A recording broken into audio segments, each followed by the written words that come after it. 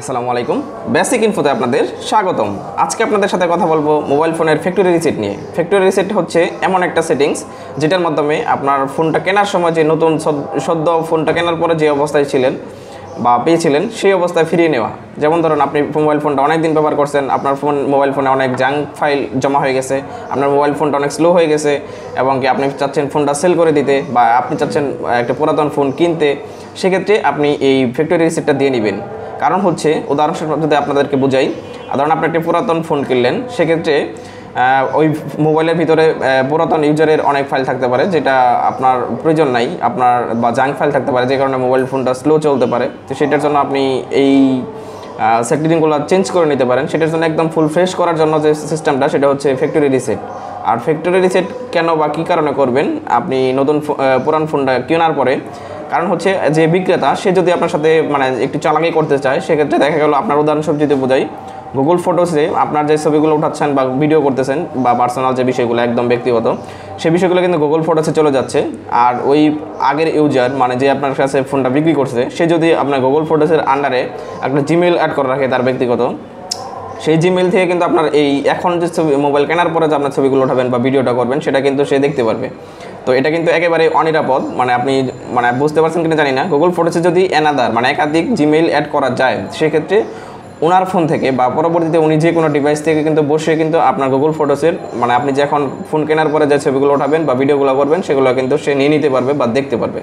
So একেবারেই অনিরাপদ। সেই জন্য আপনার করা উচিত কি, এই ধরনের শুধু গুগল ফটোস বিষয়টা এরকম না, একাধিক অ্যাপস আছে বা একাধিক ওয়ে আছে যেগুলোর মাধ্যমে কিন্তু একটা ফোনের পিছনে আড়ি পাতা যায়। তো আপনি রিস্কে না গিয়ে আপনার টাকায় ফোন কিনবেন বা আপনার নিরাপত্তার জন্য কিন্তু ফ্যাক্টরি রিসেটটা এই ক্ষেত্রে প্রযোজ্য।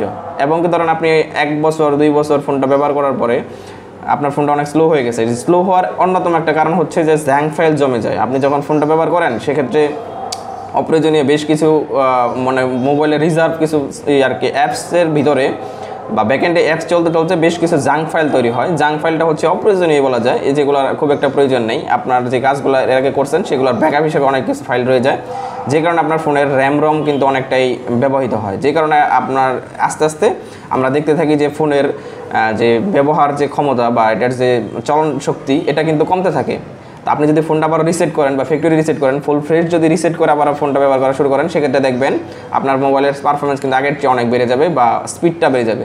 তো আমরা এই বিষয়ে আর কথা না বলে আমরা এখন দেখাবো ফ্যাক্টরি রিসেটে চলে যাবেন কীভাবে। তো কথা না বাড়িয়ে চলুন শুরু করা যাক। হ্যাঁ বন্ধুরা, আমরা কিন্তু চলে আসলাম মোবাইল স্ক্রিনে। তো আমরা এখানে রেগুলার রানিং একটা ফোন দেখতে পাচ্ছি, যে অ্যাপসগুলো ইনস্টল আছে। আমি এই মুহূর্তে এই ফোনটা এই অবস্থায় ব্যবহার করতেছি। তো আপনাদের রিসেটের ক্ষেত্রে বা ফ্যাক্টরি রিসেটের ক্ষেত্রে যেটা অত্যন্ত গুরুত্বপূর্ণ সেটা হচ্ছে অবশ্যই আপনার যে ফোনের ব্যাকআপ, মানে হচ্ছে আপনার কোনো গুরুত্বপূর্ণ ফাইল থাকলে, এটা আপনার ফোনের মেমোরি কার্ডে থাকলে সমস্যা নাই, কিন্তু ফোন মেমোরিতে যদি থাকে বা এটার যে গ্যালারিতে যে ছবিগুলো রাখছেন বা সেভ করার নাম্বার সেগুলো যদি ফোনে সেভ করেন, এই তথ্যগুলো কিন্তু মুছে যাবে। ফ্যাক্টরি রিসেট মানে এগুলো ডিলিট হয়ে যাবে, একদম ফুল ফ্রেশ হয়ে যাবে। নতুন কেনার সময় তো আপনার এই তথ্যগুলো ছিল না, আমি কিন্তু এই অর্থেই বুঝাইছি, যত নতুন কেনার মতো হয়ে যাবে। সেটার জন্য কিন্তু অবশ্যই আপনার ফোন নাম্বার যদি ফোনে সেভ থাকে সেগুলোর ব্যাকআপ নিয়ে সিমে নেবেন বা অন্য বিকল্প নিয়ে নেবেন আপনি। হ্যাঁ, এটার ব্যাকআপ নিতে হবে।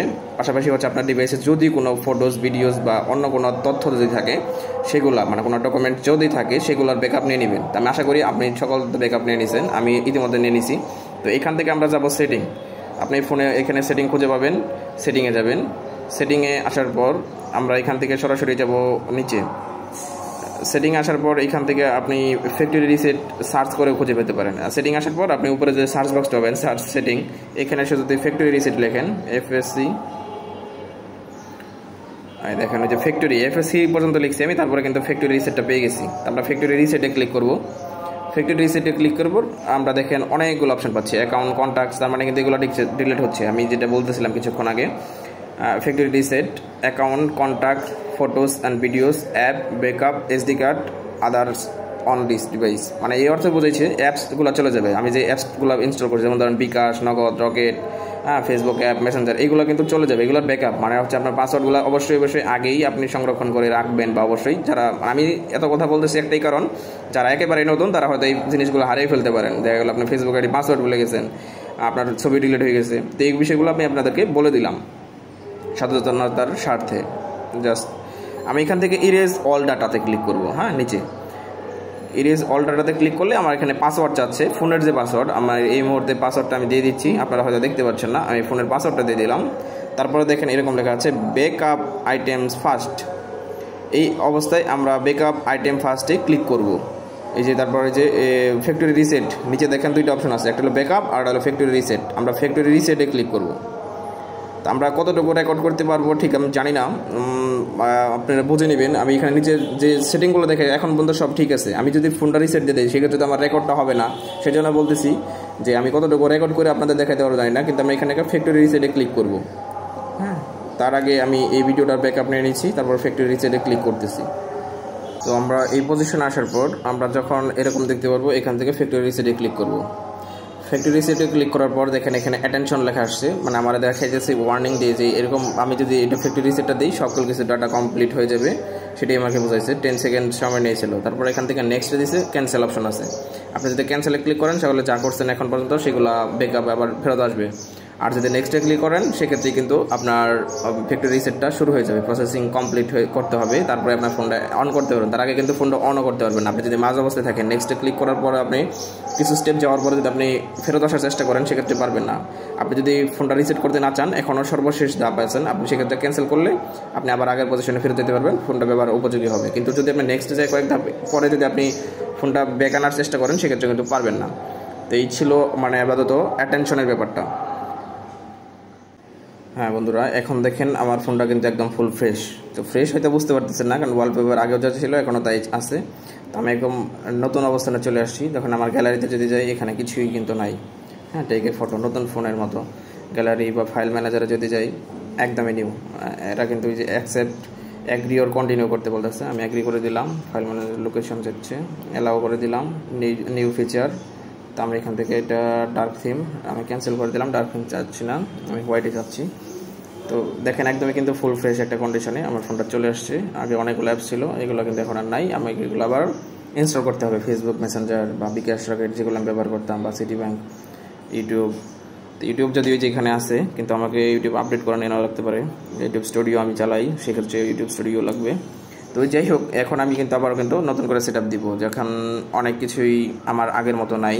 আমার যে সেভ করা নাম্বারগুলো এইগুলো আমাকে কিন্তু আবারও হয়তো সিম থেকে বা জিমেইল লগ ইন করতে হবে। আমার জিমেইল আমার নাম্বারগুলো আমি সেভ রাখি। আমি আপনাদেরকে দেখাই দেবেন পরবর্তী কোনো ভিডিওতে আপনি জিমেইলে কীভাবে সিম নাম্বারগুলো সেভ করবেন। তো আমরা এখানে দেখেন কোনো নাম্বারই দেখাচ্ছে না সেভ করা। আপনি হয়তো প্রথম থেকে চমকে যেতে পারেন যে নাম্বারগুলো তাহলে কি নষ্ট করলাম ভাইয়ের ভিডিও দেখে। আসলে বিষয়টা এরকম না।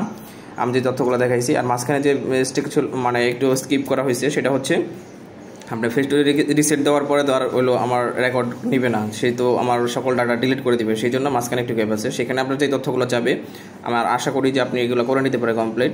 আপনার ফোনটা একাই রিবোট নেবে। রিবোট হচ্ছে আপনার ফোনের সকল ডাটা মানে একবারে ক্লিন করে দিয়ে মানে ইরেজ করতে। আপনার ফোনে যদি অনেক স্টোরেজ থাকে বা অনেক কিছুই থাকে তথ্য, সেক্ষেত্রে এগুলোর সময় লাগবে ডিলিট হতে, একটু অপেক্ষা করতে হবে।